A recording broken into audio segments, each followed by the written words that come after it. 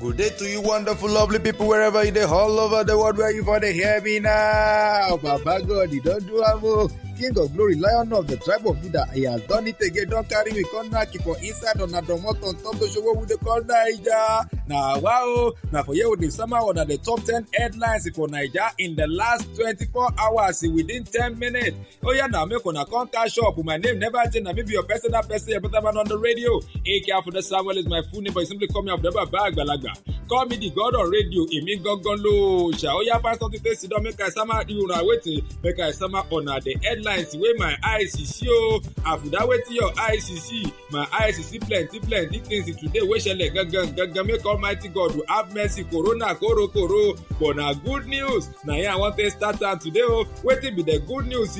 11 more patients they don't recover and then free them for Lagos. So, Alhamdulillah plus Hallelujah. COVID-19, 637 Europeans in they don't carry come up from Nigeria and Benin Republic. Also, they don't record 6 new coronavirus cases.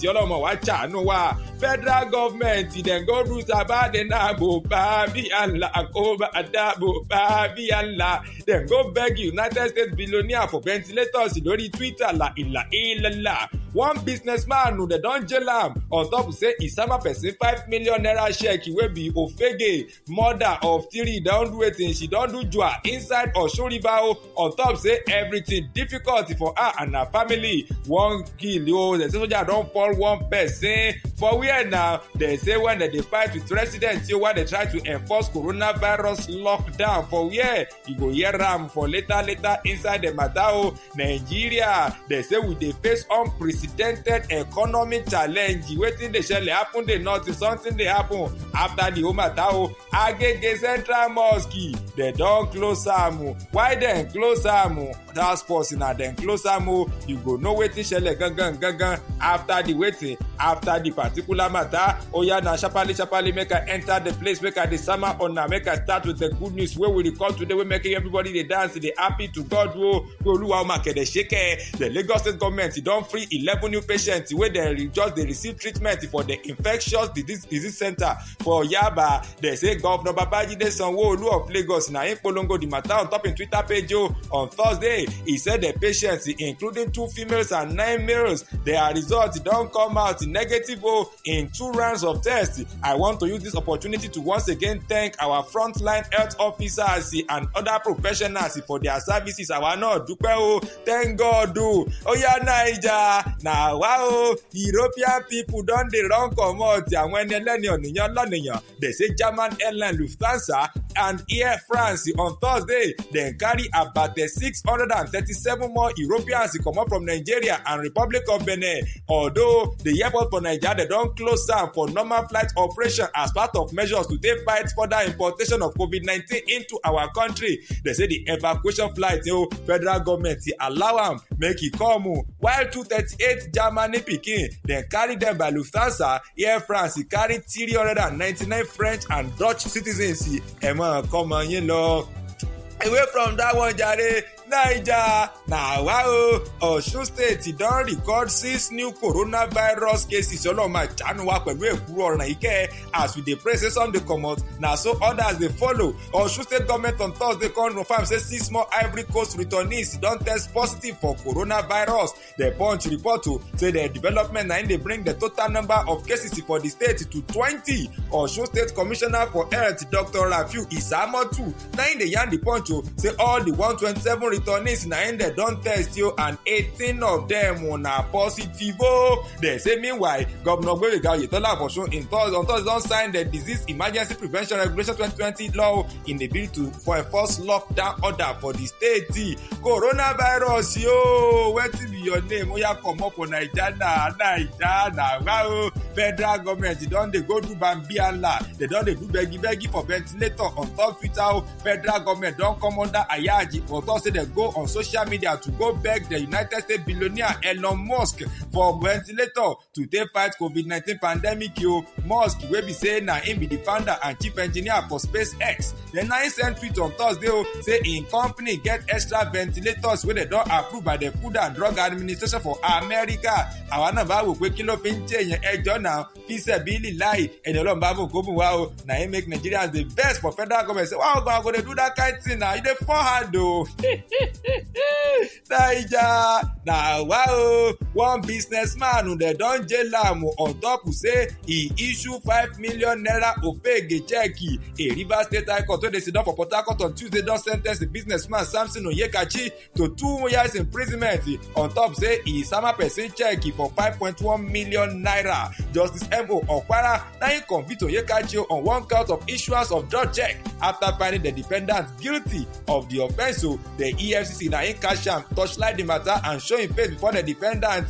After the matter dem report am for their Port Harcourt zonal office. For this one wey dey talk so Ọlọ́run ṣàánú wa. Naija na wa o, one mama ọlọ́mọ mẹ́ta Kafayatu Alake on Wednesday she want to do jua enter the junction enter the wetin enter Osun River for Osogbo. He say wetin happen wey madam wetin you make you wan kill yourself o. She say everything difficult o. Kafaya wey be say if you see am sef you go pity am o. Na im dey yarn Punch Metro say she get 3 children and her husband dey stay for Lagos.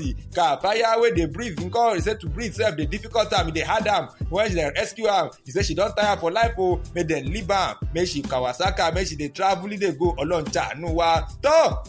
Naija na wa o. Dem say one person don fall, one person don kpai. Wetin kpai am? Soldiers na dem dey ṣòro bí agbọ́n o for where? For Warri Delta State. Dem say one person na him dem kpai on Thursday o as boy wetin South Nigeria Delta State during the gbege between angry youth and soldiers wey be say dem dey enforce the stay-at-home order for the state because of the coronavirus. The Delta State government don identify the pikin wey dem kill as Joseph Pesu wey be 28 years old o. Information surrounding the clash in call, they say nobody don fit sabi am well, but 2 persons wey yarn with Premium Times dey talk say na wetin the officials dey do yaga now of the Nigerian army na wey dey patrol the city na im lead to this kind of agreeable and avoidable death. So make Almighty God have mercy on our life for this country o.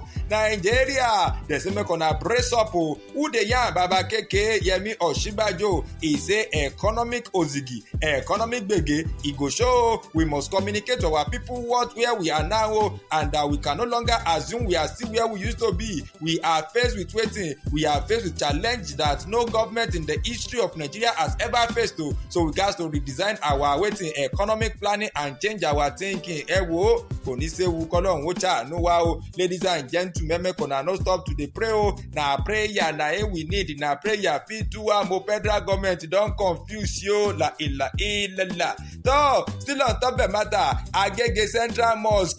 They say Agege local government don seal am o on top wetin because say worshippers dey hired officials of the task force on COVID-19 on Tuesday night. The Director General of Lagos State Safety Commission, Mr. Lanre Mojola, na him dey yarn say the local government no be say they just seal off the mosque but they don even fumigate the place. Mojola even following the attack on Tuesday night, the task force got in touch with some Muslim leaders for the area as well as the local government to go report the matter. But why our people dey do like that na make dem cooperate na tó Ọlọ́run ṣàánú wa o. Finally parile before I go as I dey go today make I let una sabi say we don record 10 new cases of coronavirus wey be say and the paper wey be say get am now the number of people wey don get am for Nigeria now na 184. Kolon wo ṣàánú wa. Ladies and gentlemen, na so I go see am reach on top the show for today to come back your way again tomorrow on top Primus Radio to summer you another edition of Naija Nawa. We are the summer you the top 10 headlines for Naija in the last 24 hours, all within 10 minutes. My name is Nebacha, and still me your personal person, your brother man on the radio. AK for the summer is my phone boy. Simply call me up never bag balagba. bit.ly/Primus Radio and follow us on Twitter, Instagram, and Facebook at Primus Radio, at Primus Media City. Till tomorrow, take a wonderful care of yourself for me simply because I love you all to the bones. That is for now. Au revoir. This is a production of Primus Radio.